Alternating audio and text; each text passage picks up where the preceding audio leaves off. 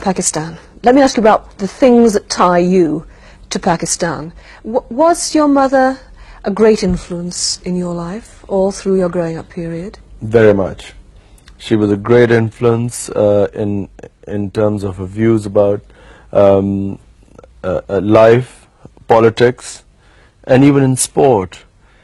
She was a great influence, and she gave me a lot of love. I was very close to her. If she was such a central part of your life all through that period, it's terribly difficult, I suppose, even now for you to not forget her, but to put her aside, put her memory aside. You know, but you see, as a Muslim, I accept death. I mean, I know that, you know, everyone has to die, and you accept it, and I would have come to terms with it much easier. But I think what left a lasting effect on me was the fact that, you know, she could have been saved. It was I mean, had it been diagnosed early, it was a straightforward operation, and she would have lived. But I think what I could not come to terms with was the pain in which she died. You know, I saw someone that close to me for 2 months. I saw in extreme pain, which I think only people who've seen cancer patients, only they can know how they suffer.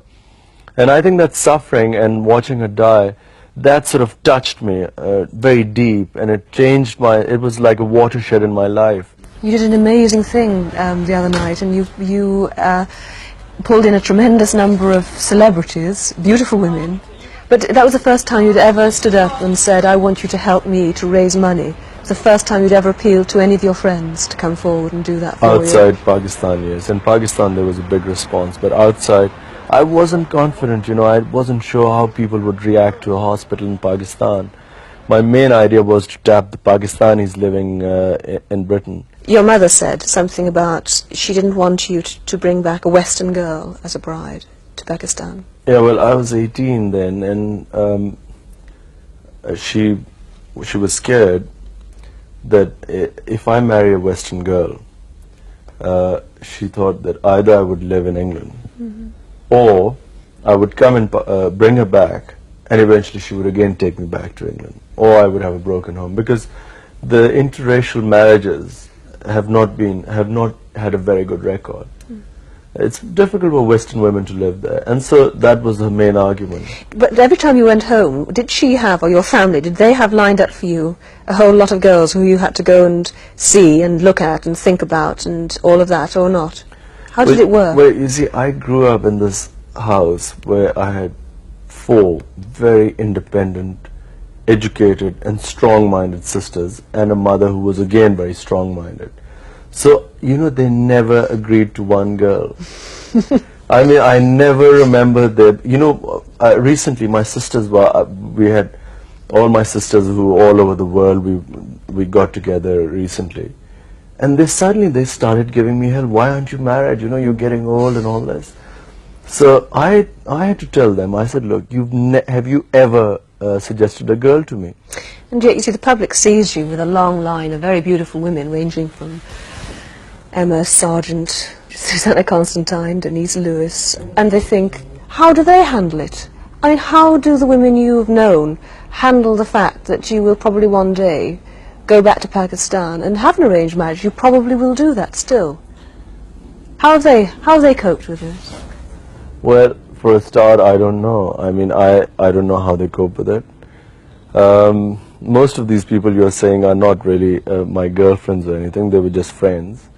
So they never had to worry about decisions about my marriage. You say you never come close to an English girl here, close enough to think about marriage? I suppose I came to one girl who I came quite close to marrying, and it didn't happen. Who was that?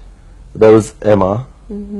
And then, you know, since then, I haven't even thought of marriage. Are you sure? Very sure.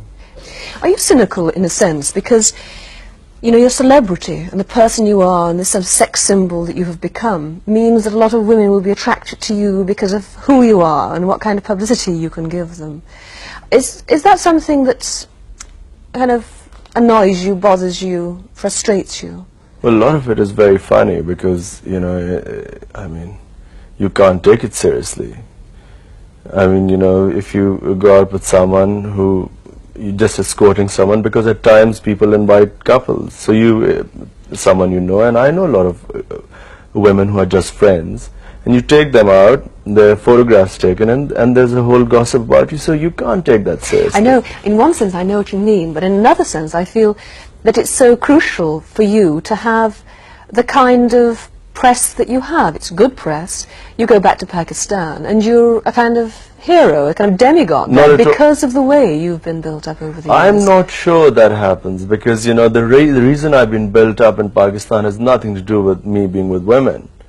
Or me being with... Well, it's a talking point, isn't it? Every magazine I pick up and I read about you, but it's that's what in they England. say back in Pakistan, the kind of taxi drivers that stop and ask what your love life is like in England. And I think this is not normally the case. This is all the press making it up. It's definitely not the case. I mean, they do ask, they are interested in my marriage. They very rarely talk about women. It's a cricket crazy country. When you go back to Pakistan, I know you go regularly, do you feel alienated in any way from it because you've spent a long time in England, because you've been to school here and you've worked out of here? Is there any sense of alienation? Well, Pakistan is my home. Always has been, and I've never had any confusion about that. I've come to England first to study for 4 years, and then I came to play professional cricket here, because England is the only place which plays cricket in the summer.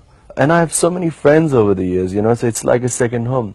But the winter, come September, I have this feeling, you know, I start longing to go back. You're very easy about it all, aren't you? Very cool on the surface, anyway. So tell me how you relax. How do you unwind? For me, I suppose if I'm really run down, I would like to go away in the wild. You know, just camp out for a while. I think that probably relaxes me more. It sort of, if I'm really run down or I'm drained mentally, I think that probably gives me more energy and staying power. It sort of vitality. I'm again fresh again. I went away in August to the mountains in Pakistan, and I think I came back so fresh and so live, and I'm ready to go back again now.